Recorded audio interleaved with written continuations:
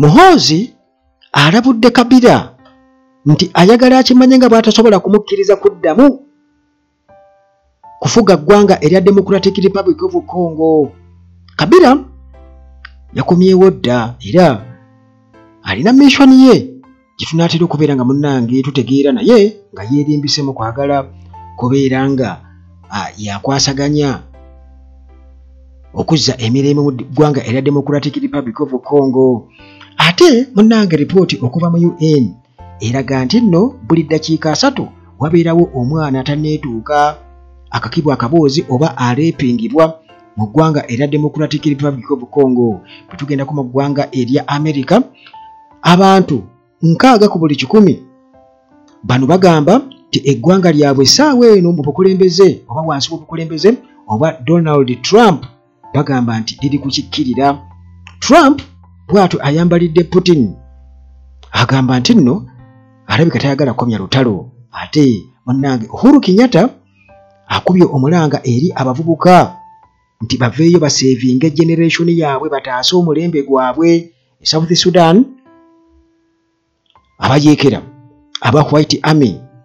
bano munnange bakyekola era bwe twogerera omuwendo oguwerera ddala 400 ebyamagye aga South Sudan People Defense Forces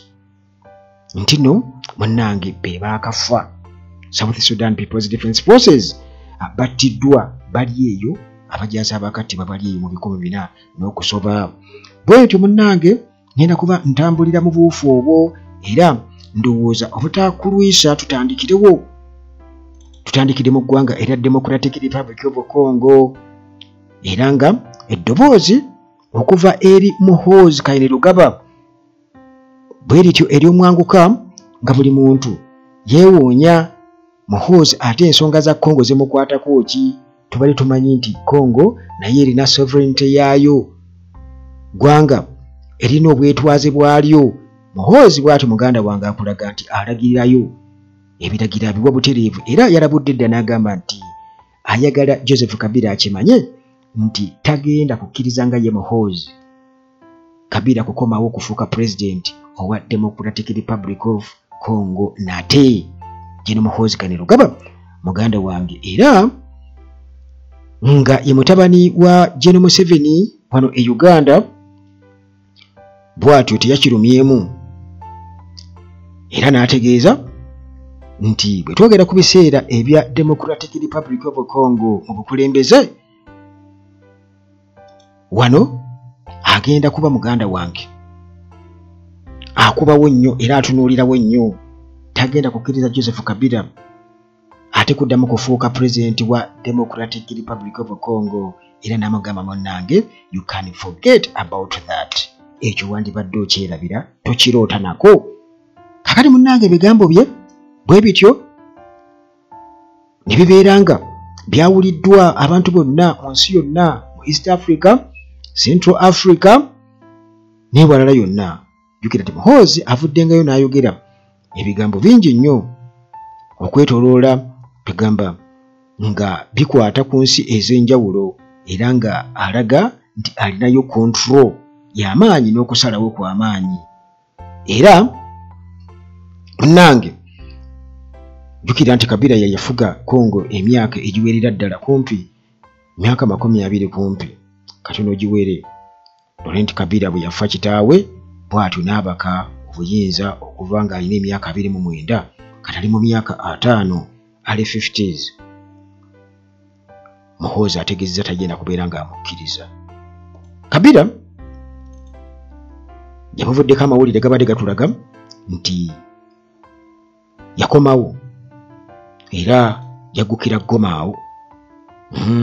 Gomaawo era ensonga emukomyawo eri ki. Kabila agamba nti nno abantu boogera ku Democratic Republic of Congo naye teboogera ku Bakongo.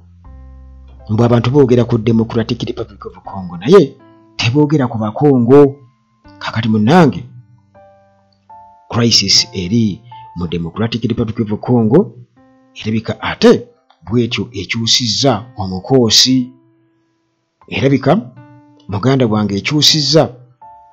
amaaso era nga kati bwe twogerera President Joseph Kabila eyaliko president wa DRC essaawa eno muganda wange nti batugamba nti alina akakwate kanene nnyo ku bayigira ba M23 ate nga ne Muhoozi yennyini naye baawagira aba M23 kakati Kabila okujja ndowooza bakirabanga oba oliawo ate jjukira nti kati yesiba musaayi guli Muhoozi gwayogerako kiraga talina kyamweguyaako munnange Kabila jjukira abadde abeera South Africa era nakutegeezako emabega kaawo nti already yali yatuuse dda mu kibuga Goma era yayanirizibwa bulungi nnyo abayeekera ba M23 obukulembeze bwabwe era n'ategeeza nti ensonga emukomezaawo yakutereeza ggwanga lino erya Democratic Republic of Congo. Kakati munnange bubuufu obwo Muhoozi bw'atyo n'alabula ng'amulaba agezaako okwekulubeeseza ku bantu be. Muhoozi baayita ab'omusaayi gwe abatuusi simanya bahutu oba baki baayogerako abalala abo batuusi baayogerako nti bantu be bahima batuusi. Kakati abahutu tebaliimu.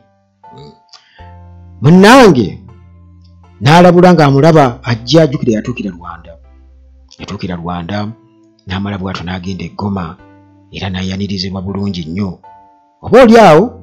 nti Muhoozi alina by'atamanyi nga nabali nabo babadde nga bakolagana naye oba n'ebbanga liri lyonna lyonna nga mukulembeze baali bakolagana naye nze naawe, kubanga jjukira nti ne Kabila naye kennyini n'ekibiina kye tekiri makambugu na bukulembeze bwa Kinshasa era Joseph Kabila tebakwataganira ddala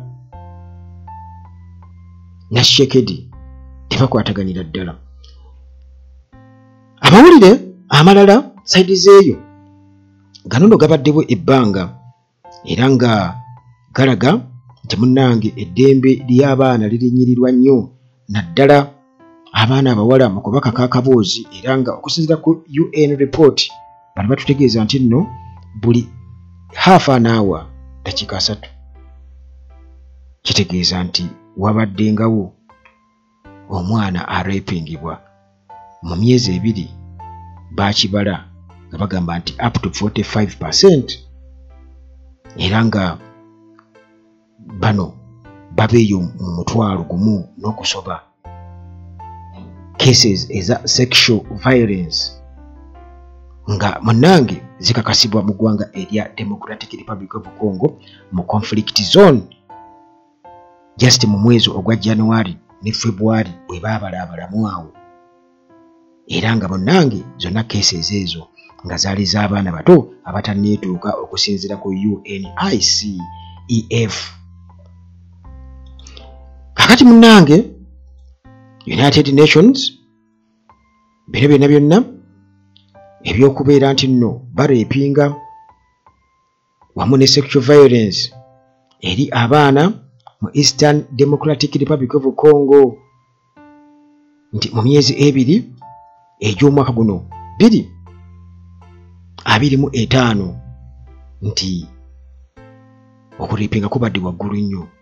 mu bunkenke okuva aba M23 munnange lwe batandika okubeera nga ate bafunga ekyunga era bino tubifuna okuva eri spokesperson owa United Nations Children Agency UNICEF ono nga ayitibwa James Elder n'alabula munnange n'agamba nti rate eya sexual violence mu ggwanga erya Democratic Republic of Congo ebadde waggulu nnyo era ebadde tetuukangawo jjukira nti abayeekera ba M23 bo bakiteeka ku bayeekera abalala abatali mu mukago gwabwe bwe beegattira n'amagye ga Congo n'abawazalendo bwe batyo naye bo bagamba nti ebyo bikolwa ebibaleetera okubeera nti nno bwe batyo balina okubeera nga balwana okununula eggwanga erya Democratic Republic of Congo so nga ate n'amagye aga Kinshasa gagamba nti nno bikola by'abantu bye babikola nga baagala okuvumaganya amagye aga gavumenti ate mu myezi egiyiseeko emabega twakitegeerako mu mwezi oguyise nti abo bonna abalizayininga oba katugeze abawanika abawanika abasarendarenga ne bava mu battlefield ku side eya Kinshasa, abo bonna baba bagenda bu firing squad, bagenda kugwa kufa kubanga babeera balide mu ggwanga lyabwe olukwe okusa n'emisango. Abamu abakwatibwa mu misango kati ng'egy'okurepinga, egy'obubbi, abo bonna muganda wange kabaka bajjuutuse, era ne kibanga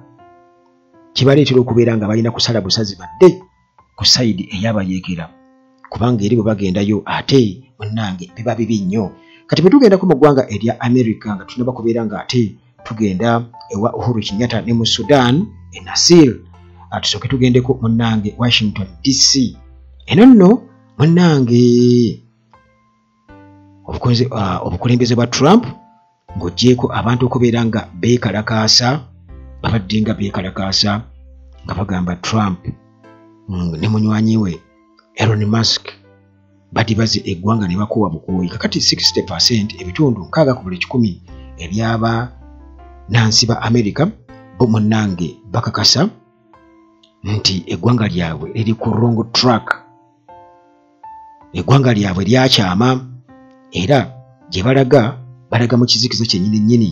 okukosa n'okubeera nti obwesige mu kkooti ensukkulumu Supreme Court munnange nabo bukendedde eri bannansi, era majority oba abantu abangi mu America bwe batyo munnange endowooza yaabwe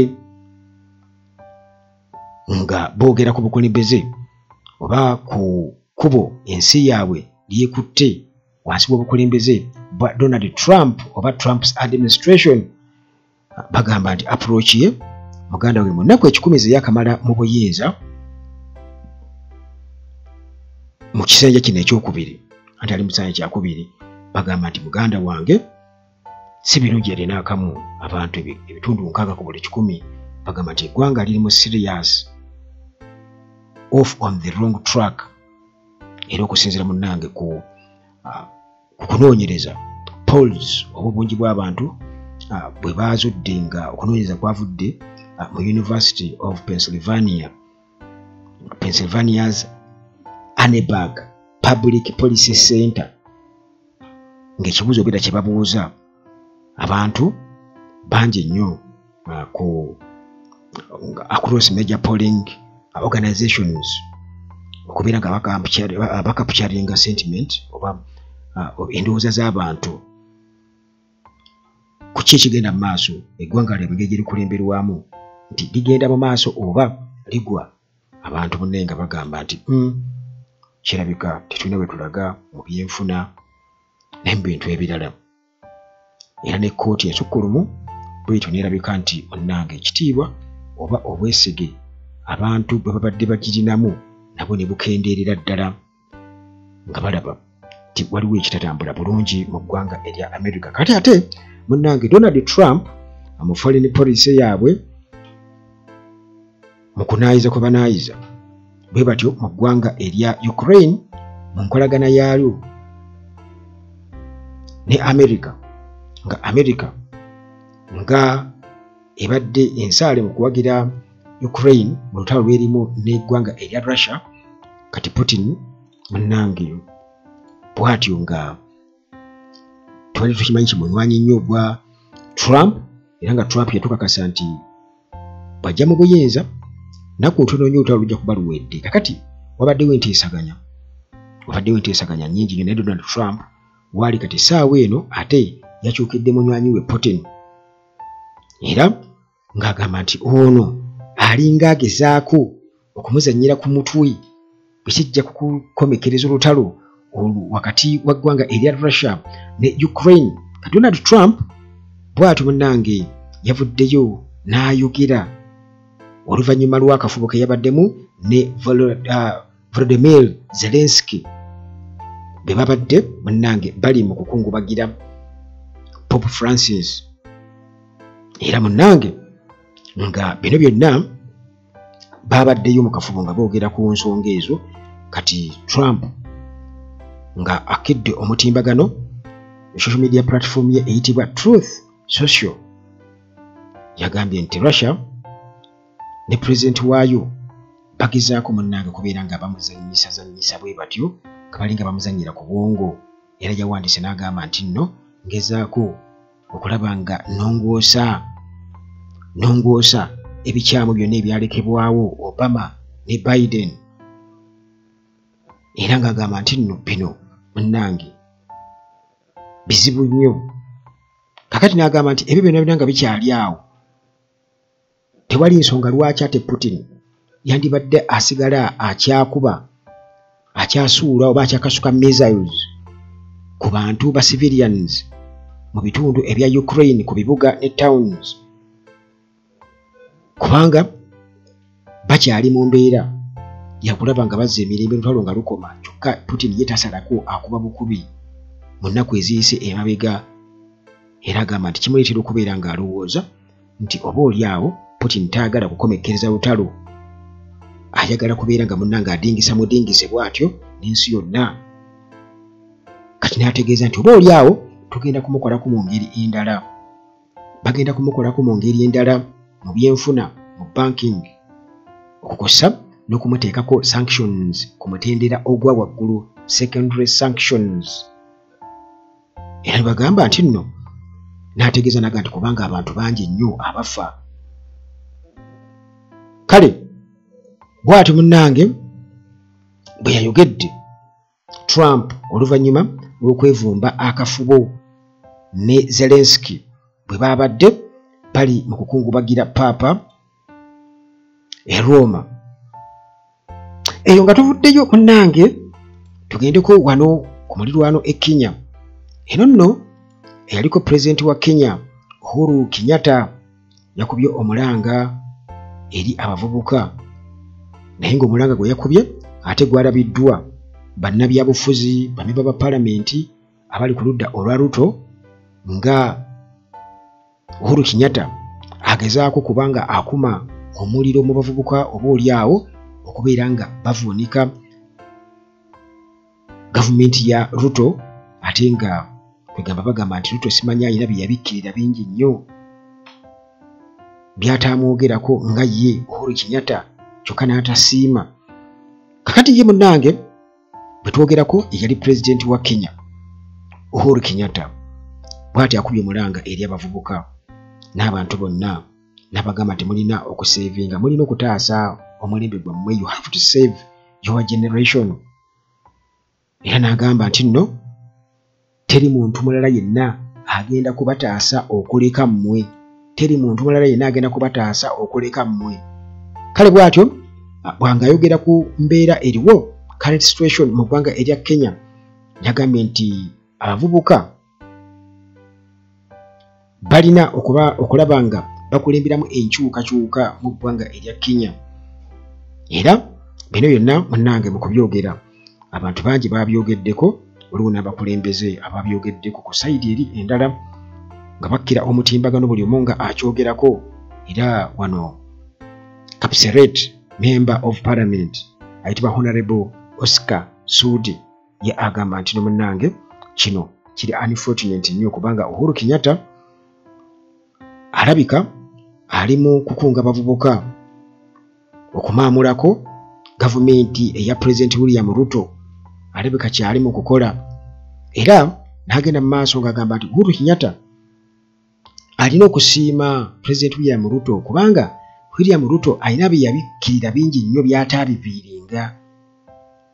President Uhuru Kenyatta bye yakola mbu naye Ruto nga n'akola mu ngeri y'isajja kikulu mbu n'abibikkirira. Biki ebyo? Naate tusobola kubeera nga ate oli mu kasiisira ndalako kuzannyisa omuliro, kitegeeza nti oba oliawo nabyo tebiriiyo, just kulimbalimba bulimbirimbi. Lwaki nga tebyogera? Lutayinza okusirika. Naye n'abamu ku bakulembeze abalala bo bwe batyo ku mutimbagano bagamba nti oba oliawo Uhuru Kenyatta yalibadde asirika n'atayogera n'atabako byayogera mu kaseera kano kubanga balaba ndowooza nti obunkeke bw'amaanyi. Jjukira nti Kenya okutta kwasukka drone nga bw'oziraba wano Uganda bwe ziri ne Kenya kyasukka, abavubuka bangi battiddwa ebyaddala. Era nti n'amaloboozi agoogerako ku bikyama bigenda mu maaso mu ggwanga erya Kenya. Oba oli awo gavumenti tegaagalira ddala, era waliwo abagamba nti akatabo General Museveni kaakozesa okufugisa omukono gw'ekyuma wano e Uganda nti yakakwata bukkolokolo n'akakwasa Ruto era mwasoma buli layini gy'akozesa, lwakuba nti Ruto ate oba oli awo ayinza okuba azikozesa bubi. Gamba tazikozesa nga Museveni bw'akola ki bw'azikozesa, naye nga bagamba nti akatabo akaleega yakamuwa Ruto, era olaba nti ebintu bye bitambulamu ng'ebya General Museveni wano e Uganda tebuhabulwa. Kakati munnange Aaron Kiiza tumumanyi bulungi nnyo, looya wano e Uganda ate eri Antama bw'atyo naye yakidde omutimbagano ku mukutu gwe ogwa X ogwali guyitibwa Twitter, n'ayogera ku nsonga eno era n'akuba omulanga eri abavubuka e Kenya, n'agamba nti nno balina okubeera nga basitiikinga oba balemera ku ekyo kye bakkiririzaamu, balina okuba nga balemera ku ekyo kye bakkiririzaamu. Era wamu n'omulanga ogwakubiddwa yali President Uhuru Kenyatta, President wa Kenya, nti save your generation, mutaase omulembe gwammwe. Kale bw'atyo omunnange Aaron Kiiza naye yagambye nti listen youth, we are banking on you to cause change in Uganda and East Africa. Go for it. Nti mwe twesigamyeko abavubuka mu East Africa okuteekawo enkyukakyuka ey'omuggundu, era temuyimirira mugende bugenzi mu maaso mulabe ng'enkyukakyuka ebaawo. Nze nno ndowooza nti amawanga gano Kenya ne Uganda oyinza okwesanga nga wave ebulamu katono nnyo okubeera ng'ekwatagana, naye nga nsuubira okuba nti wayinza okubaawo ekibaawo nga kiraba e Kenya bwe kyali ekyaba Gen Z, nti General Museveni yakitya nnyo wano, kati wano e Uganda kubanga jjukira nti Bobi Wine ng'agezaako kutambula okwetoloola eggwanga lyonna mu first phase eri, yagamba nti yeebuuza ku Raila Odinga nti mwe mukikola muti eno abantu bonna okubeera nga bawulira eddoboozi omulundi gumu, bonna ne bayimuka nti baludde nga bakizimba. Kati Bobi Wine n'atandikirawo naye okuzimba ekintu ekyo. Wetwogerera essaawa eno abantu e Uganda omulanga bagenda bagutegeera nti gwe amaloboozi g'owuliramu amatonotono ago agawuza muganda wange bakimanyi bulungi nnyo nti bwe twogera ku nsonga ezimu kati nga protest vote, era nga beebuuza kale nti General Museveni tukimanyi bulungi nnyo akalwa yeetegese okukabbata si mwetegefu kubeera ng'ava mu buyinza, era yakuba dda pulaani nga bw'agenda okubeera mu buyinza.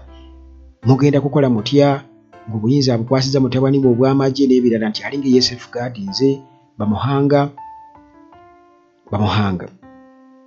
abako bakojja be bali mu buyinza be bafuga amagye. Mugenda kukola mutya muganda wange awo wennyini wetuli, kubanga kiba kitegeeza nti bw'oba oneetikka olusekese lw'enkunga naawe okimanyi nti luzitowa, kiba kitegeeza nti olina okufunvubira ne viivi olina okulikozesa n'owummuzako ku viivi bw'otyo n'oyiringula paka ku mutwe waggulu enkata, era nayo oyinza ogijja paka era w'ogiteekayo, naye nga jjukira nti era w'ogiteerayo enku bazikunyize ku mutwe naye tezikulobera kubeera nga era omaliriza enkata ogisindiseeyo n'ogikola ki n'ogiteekayo, n'otetenkanya mu ngeri yonna. Kati kutetenkanya era ng'okutetenkanya kulina okubaawo mu buli ngeri yonna, kubanga bagamba nti change is a fact of life. Change erina okubaawo yagalagaana, oyita kulya ssente ng'abamu bwe bagamba nti mmwe obuyinza okukyuka ekyo mulowoosa emisana nti Amin singa yakyafuga, Obote singa yakyafuga, era ne Libya singa Gaddafi yakyafuga, South Sudan ey'omambuka singa Bashir yakyafuga, era singa ne Sudan ekyali wamu nga tebajawulamu.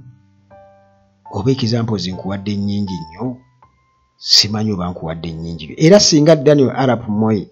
naye oba oliawo singa famire ye ekyafuga Kenya